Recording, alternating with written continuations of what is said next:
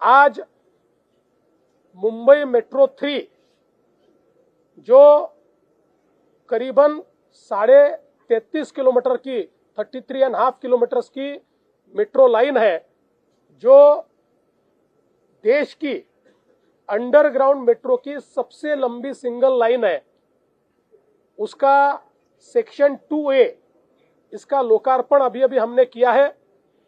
आप सभी को पता है, आदरणीय प्रधानमंत्री जी के हाथों से इसका जो पहला सेक्शन है 13 किलोमीटर का, उसकी शुरुआत सीप से बीकेसी तक हमने की थी। अब बीकेसी से आचार्य अत्रे चौक तक 9 किलोमीटर, यानी कुल मिलाकर 22 किलोमीटर का अभी ये मेट्रो का सेक्शन अवेलेबल होगा।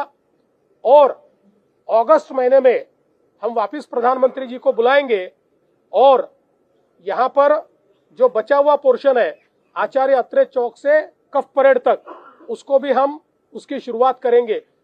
कुल 26 स्टेशन इस लाइन पर है। ये लाइन एक इंजीनियरिंग मार्वल है। आप देख सकते हैं अभी जिस सेक्शन से हम लोग आए वो सेक्शन का टनल ये मीठी नदी के नीचे से निकला हुआ है, और आगे अगर हम लोग जाए तो जो गिरगांव या बाकी सारा वहां का इलाका है, इतने कंजेस्टेड इलाके में इतने सीमलेस स्टेशंस वहां पर तैयार किए गए हैं। और आप देख सकते हैं कि जो महत्वपूर्ण स्टेशंस है उनको मल्टीपल कनेक्टिविटी भी दी गई है। तो मुझे लगता है कि इसके कारण मुंबई के लोगों को इसका बहुत फायदा होगा। मुंबई की मेट्रो की राइडरशिप ये बड़े पैमाने पर बढ़ रही है। जिस प्रकार से एंड टू एंड कनेक्टिविटी हम देते जाएंगे वैसे राइडरशिप बढ़ते जाएगी। हमने पिछले समय ऐलान किया था कि मुंबई के लिए हम सिंगल टिकट सिंगल प्लेटफॉर्म तैयार करेंगे, यानी एक ही प्लेटफॉर्म पे सारे मोड ऑफ पब्लिक ट्रांसपोर्ट आएंगे और एक सिंगल टिकट पर आप उसमें ट्रैवल कर पाएंगे। उसकी पूरी शुरुआत हमने की है, उसके ट्रायल्स चल रहे हैं। ट्रायल्स सक्सेसफुल होने के बाद उसको कमर्शियली रोल आउट किया जाएगा। ऑल ट्रांसपोर्टेशन सिस्टम, मुंबई की सबर्बन रेलवे, मुंबई की मेट्रो, मुंबई की मोनो, मुंबई की बस सिस्टम इसके ऊपर है। और ये केवल मुंबई तक सीमित नहीं रहेगा, पूरे एमएमआर रीजन में ये प्लेटफॉर्म फर्स्ट फेज मुंबई और सेकंड फेज में पूरा एमएमआर रीजन हम इसमें इंटीग्रेट करेंगे। इसके कारण जो प्रवासी है उनको एंड टू एंड सॉल्यूशन मिलेगा। इसके साथ साथ उनको ये भी सुविधा होगी कि वो अपना ट्रैवल प्लान कर पाएंगे। वो लोग अगर हमारे ऐप पर जाकर वो जहां खड़े हैं वहां से उनको जहां जाना है इसका एंट्री करेंगे तो उनको एक ट्रैवल प्लान मिलेगा जो उनको डिटरमिन करेगा कि वो कहां से कहां कैसे जा सकते हैं, कितने मीटर पर उनको बस अवेलेबल है, कितने मीटर पर मेट्रो अवेलेबल है, कहां उनको उतरना है, कहां से कहां जाना है। ऐसी एंड टू एंड कनेक्टिविटी उनको मिलेगी।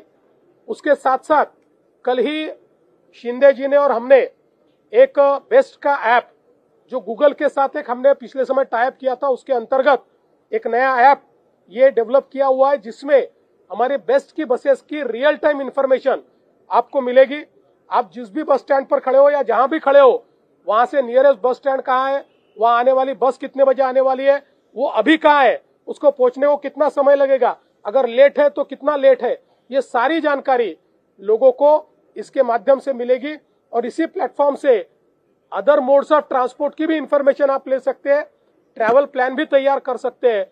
तो कुल मिलाकर हमारी सरकार मुंबई और एमएमआर के लोगों के लिए एक प्रकार से सीमलेस पब्लिक ट्रांसपोर्टेशन सिस्टम जो क्लीन फ्यूल पर चल रही है, क्लीन एनर्जी पर चल रही है, जो प्रदूषण रहित है, इस प्रकार के ट्रांसपोर्टेशन सिस्टम तैयार करने का काम कर रही है।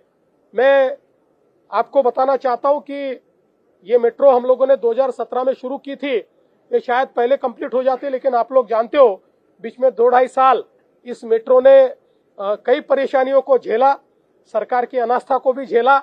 लेकिन जैसे ही 2022 में वापस शिंदे जी के नेतृत्व में हमारी सरकार आई, हमने बड़ी तेजी के साथ रुके हुए कामों को सारे अप्रूव किया, उसकी सारी कठिनाइयां दूर की और अब बड़ी गति के साथ ये काम चल रहा है।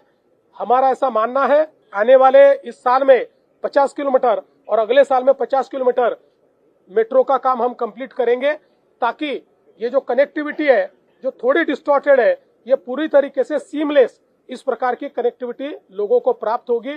मैं हमारी जो एमएमआरसीएल है, मुंबई मेट्रो रेल कारपोरेशन, जिसने ये बहुत ही डिफिकल्ट काम यहाँ पर करके दिखाया है। उसकी एमडी हमारी अश्विनी भिड़े जी यहाँ पर मौजूद है, सारे हमारे प्रमुख अधिकारी यहाँ पर मौजूद है। मैं उनका बहुत बहुत अभिनंदन करना चाहता हूँ, उनको बधाई देना चाहता हूँ। और साथ में हमारे जापान के कौंसल जनरल भी यहाँ पर है। इसके लिए जापान सरकार के जायका ने हमको जो आर्थिक मदद दी उसके लिए हम उनका भी आभार व्यक्त करना चाहते हैं। जब ये प्रोजेक्ट कंप्लीट होगा तो तकरीबन इसके ऊपर 37,000 करोड़ रुपया हम लोग खर्चा कर रहे हैं, जिसके लिए एक बड़ी मदद हमको जायका ने दी हुई है, इसलिए उनका भी मैं आभार व्यक्त करता हूँ। एक सवाल आपसे, मौका दूसरा है लेकिन सवाल मैं कॉन्फ्लिक्ट को लेकर सवाल कर रहा हूँ। महाराष्ट्र की एक बहुत बड़ी कोस्टल बेल्ट है जो इंटरनेशनल वाटर से शिप को शेयर करती है। कैसे आप ये कोस्टल सिक्योरिटी को इंश्योर कर रहे हैं? रिसेंट कॉन्फ्लिक्ट चल रहा है इंडिया वर्सेस पाकिस्तान। देखिए, अभी चाहे वो पुलिस हो, चाहे कोस्ट गार्ड हो, चाहे नेवी हो, सारे लोग अलर्ट मोड पर है। रेगुलर एक्सरसाइजेस चलती है, उसके एसओपी तय है, उसके अनुसार जो आपके वॉरबुक होते हैं उसके अनुसार जो भी चीजें करनी जरूरी है वो सारी चीजें हमने की है। अभी इसके बाद एक हमारे इंटरनल सिक्योरिटी के दृष्टि से भी हम लोग एक जायजा लेने वाले हैं। एक मीटिंग भी हम लोगों ने बुलाई हुई है, तो हम लोग पूरे अलर्ट मोड पर हैं।